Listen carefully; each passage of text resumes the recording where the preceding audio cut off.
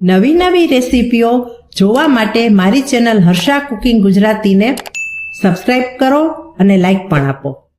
આજે બનાવીશું વરસતા વરસાદમાં ખાવાની મજા પડે તેવા ક્રિસ્પી અને ચટપટા લીલી મકાઈના ભજીયા. તો ચાલો બનાવવાનું શરૂ કરીએ આજની રેસીપી લીલી મકાઈના ભજીયા. આ ભજીયા કઈ રીતે બને છે ને તેના માટે પૂરેપૂરો વિડીયો જોતા રહેજો. ભજીયા બનાવવા મકાઈનો એક ભૂટ્ટો લીધો છે. તેના રેસા અને છાલ કાઢી તેને ધોઈ અને તેના દાણા આપણે કાઢી લઈશું. ભૂટ્ટામાંથી મેં દાણા કાઢી લીધા છે. જો તમારા આ રીતે દાણા ન કાઢવા હોય તો તમે આ મકાઈના ભૂટ્ટાને ખમણી પણ શકો છો. હવે આપણે મિક્સર જારમાં તેને પીસી લઈએ. મિક્સર જારમાં સૌ પહેલાં આપણે એડ કરી દઈએ લીલા મરચાં અને આદું.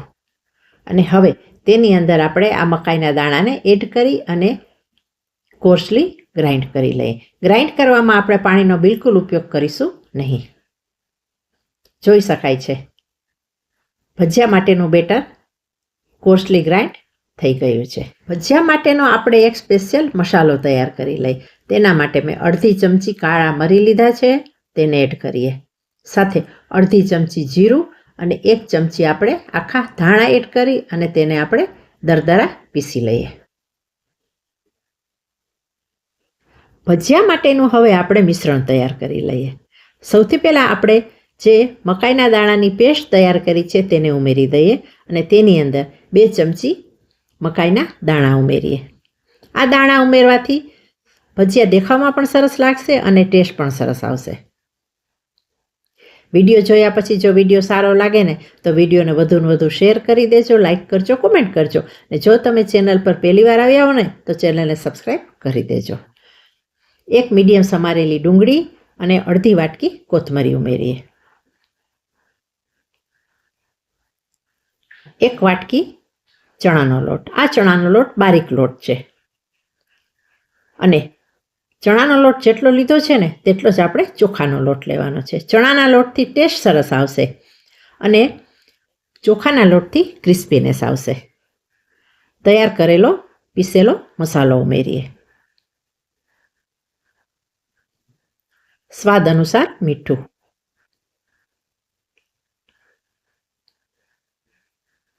અડધી ચમચી હળદર એડ કરીએ.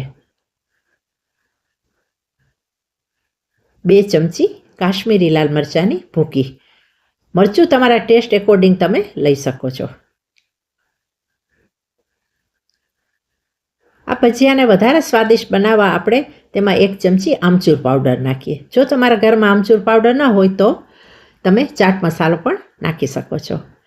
અને ભજીયાના ટેસ્ટને વધારે સારો બનાવવા માટે આપણે 1 પિંચ ખાંડ ઉમેરી દઈએ અને ત્યાર પછી 2 ચમચી દહીં ઉમેરીએ. દહીં ઉમેરવાથી આ ભજીયા અંદરથી સોફ્ટ બનશે.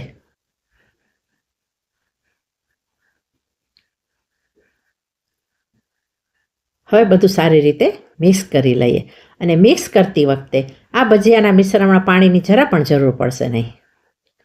જુઓ અહીં બેટર તૈયાર થઈ ગયું છે. બેટર બનાવવામાં આપણે સાજીના ફૂલનો ઉપયોગ કરવાનો નથી. હવે 10 મિનિટ માટે આ બેટરને આપણે ઢાંકીને રેસ્ટ આપી દઈએ. 10 મિનિટ પછી ખોલી અને હવે આપણે તળી લઈશું. અહીં પેનમાં તેલ ગરમ કરવા મૂક્યું છે. તેલ ગરમ થઈ ગયું છે. હવે તેની અંદર આપણે એક પછી એક ભજીયા ઉમેરતા જઈએ અને તળતા જઈએ.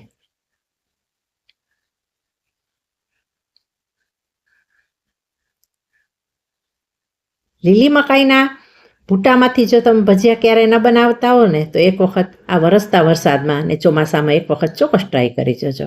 ટેસ્ટમાં પણ સરસ લાગશે અને ઘરમાં બધા પસંદ પણ કરશે. અને જો મહેમાનોને આપશો ને તો તેઓ પણ ખુશ થઈ જશે. એક વખતમાં જેટલા સમય ને તેટલા આપણે એડ કરી અને તળતા જઈશું. એડ કર્યા પછી આપણે ભજીયાને ટર્ન કરવાની કોઈ ઉતાવળ કરવાની જરૂર નથી. ધીમે ધીમે આ રીતે મીડિયમ ગેસની ફ્લેમ પર જ આપણે તળવાના છે અને આ રીતે તળીશું ને એટલે આ ભજીયા આપણા કુરકુરા અને ક્રિસ્પી બનશે. જુઓ જેવા એમ થાય કે નીચેથી તળાઈ ગયા છે ને ત્યાર પછી જ આપણે ફેરવવાના છે. આ રીતે ઉપર નીચે કરતા જઈએ અને આપણે તળતા જવાનું છે. યાદ રાખવાનું છે, ગેસની ફ્લેમને આપણે ફાસ્ટ રાખવાની નથી, મીડિયમથી સ્લો જ રાખવાની છે, તો જ આ ભજીયા ક્રિસ્પી બનશે.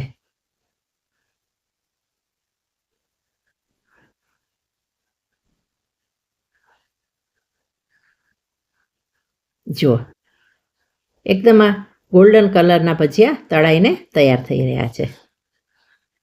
આ રીતે તળશું ને એટલે ઉપરથી ક્રિસ્પી અને અંદરથી પણ તળાઈ ગયેલા થશે. અને જો ફાસ્ટ ગેસ રાખશું ને તો ઉપરથી બળી જશે અને અંદરથી કાચા રહેશે.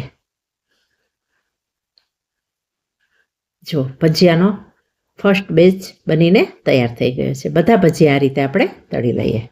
સ્પેશિયલ ચટણી સાથે ગરમ ગરમ લીલી મકાઈના ભજીયાને આપણે સર્વ કરી દઈએ.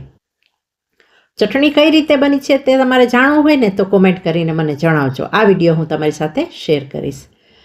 ભજીયા સાથે આપણે તળેલા મરચાં અને ડુંગળીની રીંગ સાથે સર્વ કરી દઈએ. હવે મળીશું બીજી જ નવી રેસીપી.